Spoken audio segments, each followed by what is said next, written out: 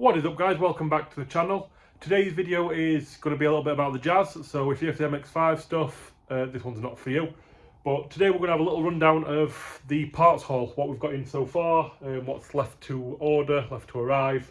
I'm trying to get pretty much everything in before I get really into it, so that I'm not sat waiting about for parts, because there's no more stressful than getting halfway through a job and then finding you need this part or this bit of wiring or whatever. So got some stacks of boxes. I'll show you through it. Right, so we'll start here with the very, very sexy wiring harness. This is an adapter harness, not a full engine loom, and it plugs in between the loom on the engine and the car itself, which is outside. This is made by Racing Circuits. It includes everything you see there to plug into the ECU. It plugs into, so you're getting a little OBD port. I believe that's for your lambda sensor. I'm not sure what that box is for, but I'm assuming it's important.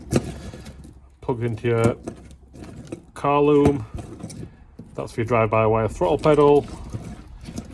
I believe that's for the ECU, as is that. This wire, I can't remember what it's for. It does say in the instructions, we've got instructions here. Obviously we'll go through this in more detail when we come to install it. There's a couple of loose wires. This is for a clutch switch, which we've got in a bag just here. And you got like a fuel pump wire and things.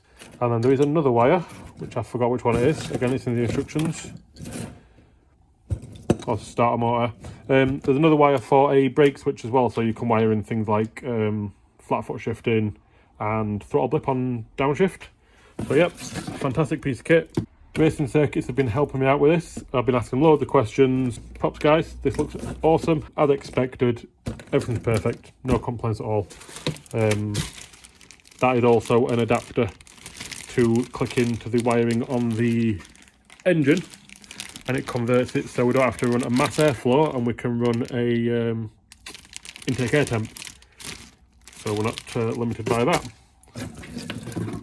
Looking forward to doing the wiring, to be fair, and wiring's normally not one of my strong suits, but the instructions, which are very basic, and I thought these are not going to cover it, there's not a lot to cover. Everything plugs in, and the few bits that don't plug in are quite obvious, so yeah, can't wait to get into that one. Next up, getting the engine actually mounted into the car, we've got the Hasport GD, which is the second generation Honda City or Honda Fit. K20 mounts. They do a K24 mount as well, but mine are K20, so this should bolt straight in.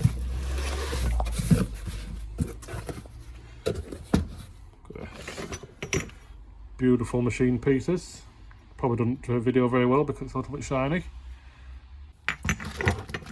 Another piece there. I'm not quite sure what everything is at the minute with them. I believe that goes on the side of the engine for the mount to bolt to, and I believe that bolts to it like that, and then that goes on the stock mount, but again I'll have to go through, find some instructions.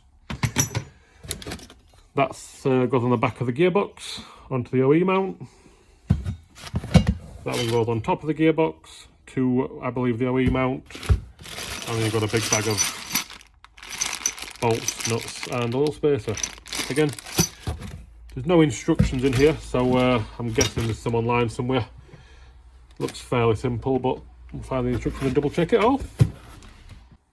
Engine bits. A big chunk of these from Jap Service Parts. I've just stuck these stickers on here. There's some from other sources as well, including Teguer, a couple from trusted sellers on eBay.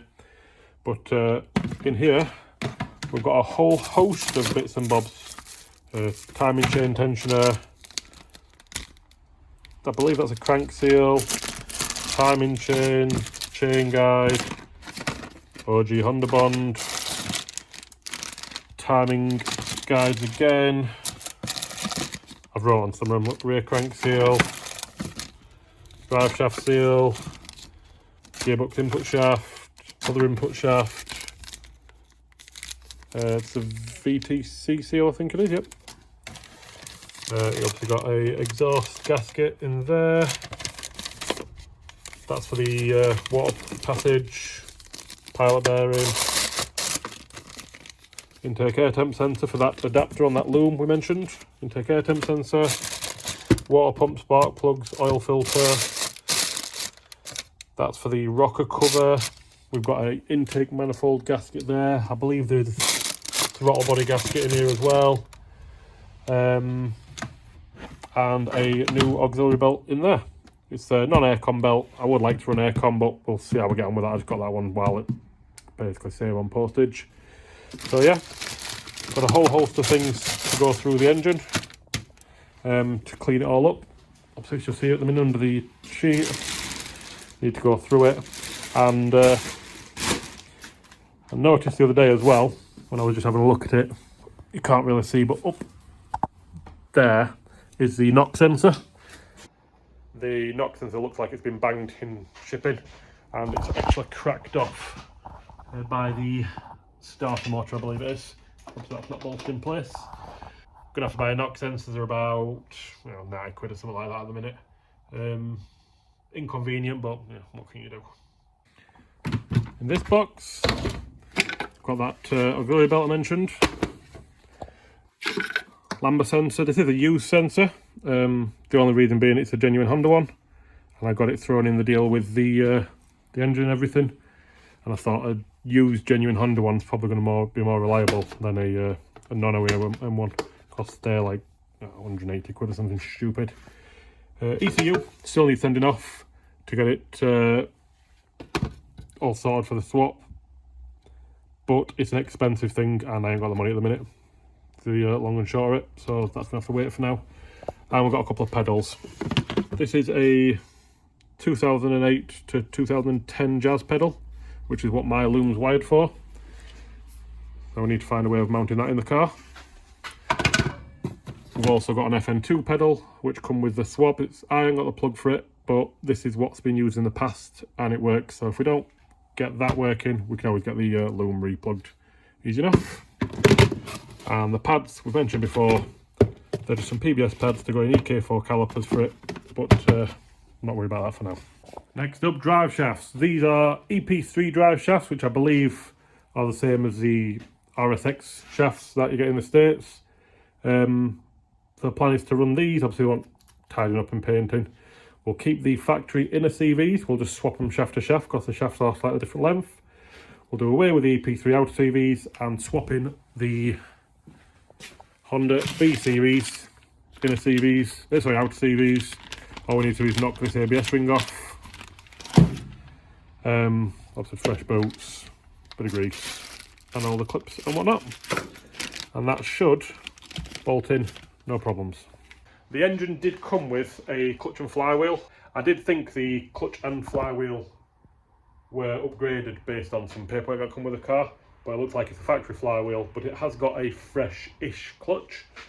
The clutch will probably be fine to use, but I thought, the gearbox is off, it's easy to do while it's off, so I bought myself a fresh XCD clutch. It's just a OEM replacement one, the one that says in the box not to be used for racing and motorsport. So if it fails, it fails, you know what I mean? It's £140 or whatever it was. So yeah, thought may as well, while the gearbox is out and we're going to give the box a check over and everything, may as well throw a fresh clutch in. The flywheel itself looks pretty much mint, so we'll just reuse that. I don't even think it needs resurfacing, but we'll clean it up and we'll chuck a fresh clutch on it. While we're on the subject of the gearbox, something I mentioned before, but I'll mention again, is the clutch line. This is a Civic EP3 clutch line, which again I've been told and seen work. Should bolt straight in, go straight from the master to the slave. Which reminds me, I don't have a slave cylinder, need to order one. But yeah, bolting fix, nice and easy. So obviously we've covered mounting the engine, the wiring, drive shafts or axles, clutch, engine refresh, couple of other minor details. Shifter I've not got yet, need to get one in. We'll be using a Honda CRZ shifter, which should bolt straight into the Jazz. I believe it's got a space to front it up about 5mm so that it doesn't catch the plastics on the interior. and cables, which should, in theory, bolt straight up to that gearbox. If it doesn't, obviously we'll look at alternatives. Yeah, so hopefully that'll bolt straight in, no problems at all. So the next part, after we've covered that lot, will be cooling. I'm going to try and run the factory Jazz radiator with a mishmash of coolant lines. It's going to be, I've been told that using a bottom coolant hose off a Jazz will work for the bottom coolant hose and the top coolant hose. All you need is a swivel housing for the thermostat, this piece here, which you can buy decent ones from the likes of Hybrid Racing and K20, or you can buy a China special from eBay for about 30 quid, which is probably what I'll do because I'm tight. I've been told that works. If it doesn't work, then I'm going to use a mix of, you know, the OEM K20 hoses and the OEM Jazz hoses and just run adapters and go from there. I mean, worst case scenario, I can make some coolant hoses out of aluminium tube and just use a joint on each end. But I'd like to use a factory radiator and see how it goes. Down the line we can always upgrade, but the Jazz radiator is a full size one, so there's no reason it shouldn't cool it for, you know, for a street car and occasional track use. After that, you've got your heater core, or your heater matrix. The two lines that come off the back of the K20, they're, I think they're 2mm bigger than the Jazz ones. So you're gonna have to crimp one down or crimp one up or adapt something. But I have been told if you get Mark 9 Civics, this is based in the UK market, so I'm not quite sure how that relates to, you know, American, Asian markets. But if you use them coolant hoses, just snip down each end to fit, they should bolt straight in. So I'm trying to find some. The only problem I've got is the only breakers yards that have replied to me have either asked ridiculous money because there's a little heater valve in one of the hoses that they want to include with it, and I don't want it. Then they're asking like 70-80 quid for a pair of hoses year long. Or they're saying, oh well, they get cut when the engine comes out. So it might be a trip to Honda, see what they charge. But yeah, in theory they should work. I know somebody with the Z4 engine in a Jazz, and that's what he used. So fingers crossed that's a simple one. For the intake off the throttle body, I'll make something like I did for the Clio. If you watched any of them videos, I've got stacks of bits of aluminium hose, and I'm pretty sure I've got a couple of old Canon pod filters in loft. So I'll just make something up. It'll be fairly simple. Probably keep it in the engine bay to keep it out of the water. The Jazz radiator is quite tight up around the front, so I think to get the filter down into the front bumper, it'd be a case of putting in the arch, which I'm not a big fan of, just because that's where the puddles are, and UK roads are always full of puddles because it's always raining. For the exhaust, in the UK, again, I'm not quite sure how this relates to right-hand drive cars. The Civic FN2, which is a 2006 to 2010-ish, I think, Civic Type R, the exhaust manifold fits. Bolt it in, it goes straight down the hole. If you run the standard cat, it'll go down the tunnel exactly right, and it'll actually point at where the exhaust is on the Jazz.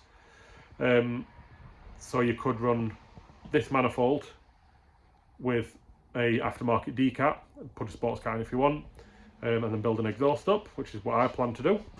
Or alternatively, you can get a aftermarket manifold from the likes of Tego or Jap Speed. You know, they don't have to be expensive. It bolts straight in, it points down the tunnel in the right place.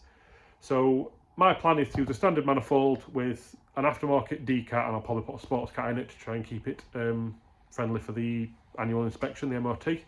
But the plan is use that D-cat with a sports cat welded in, and then make my own exhaust. Everyone goes 3-inch on a K20 because they like to breathe, but I'll probably build a 2.5-inch exhaust just because the Jazz tunnel's quite tight.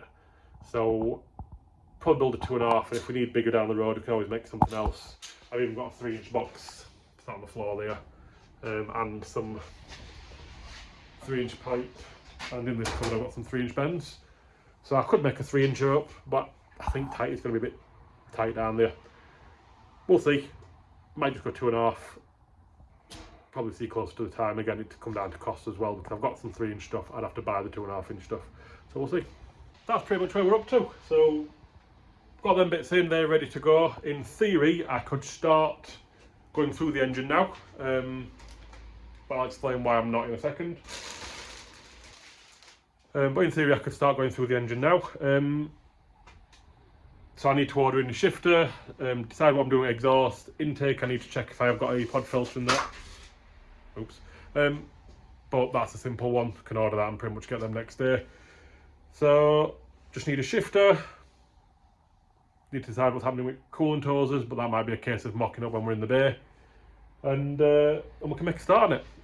Like I said, I could start going through the engine now. I'm not yet because the MX-5 is at the bottom of the drive. I'm going through that, checking it ready to do a couple of track days.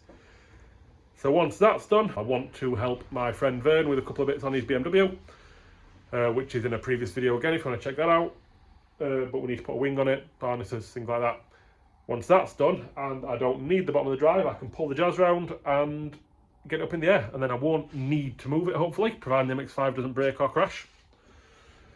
But yeah, that's the plan. Once the MX-5's done and the BMW's done, which I'm hoping to finish off this weekend, it's currently Saturday before New Year's Day, then the plan is we can get that in and we can make a start on it.